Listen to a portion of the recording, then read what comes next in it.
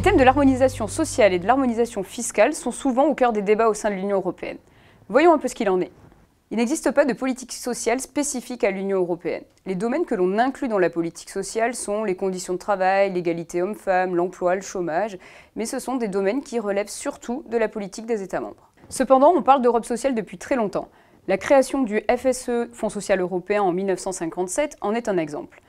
Ce fonds sert à lutter contre le chômage, à favoriser la formation et la reconversion professionnelle. Sur la période 2007-2013, ce sont près de 100 millions d'Européens qui ont pu bénéficier du soutien de ce fonds. Il existe aussi le Fonds européen d'ajustement à la mondialisation qui soutient les personnes qui se retrouvent au chômage à cause de changements structurels majeurs dans le domaine du commerce international lié à la mondialisation ou bien à cause de la crise économique et financière mondiale.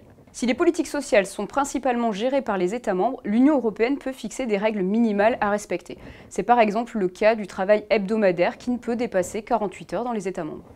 L'Europe sociale est toujours au cœur des discussions. En avril 2017, Jean-Claude Juncker a présenté son texte sur le socle européen des droits sociaux qui a pour objectif de donner aux citoyens des droits nouveaux et plus efficaces. Ce socle européen des droits sociaux comprend 3 volets: égalité des chances et accès au marché du travail, protection et inclusion sociale, conditions de travail équitables.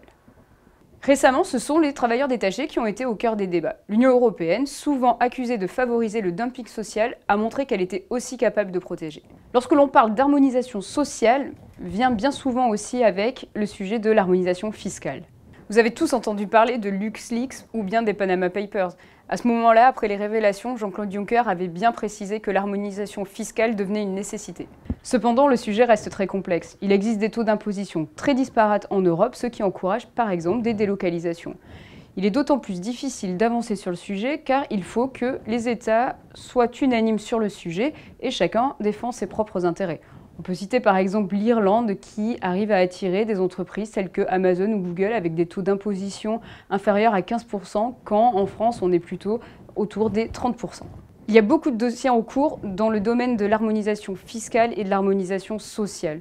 Ce sont par contre des domaines qui nous concernent tous et ont un impact sur notre quotidien. L'Europe est un projet qui se construit, qui prend du temps mais qui avance.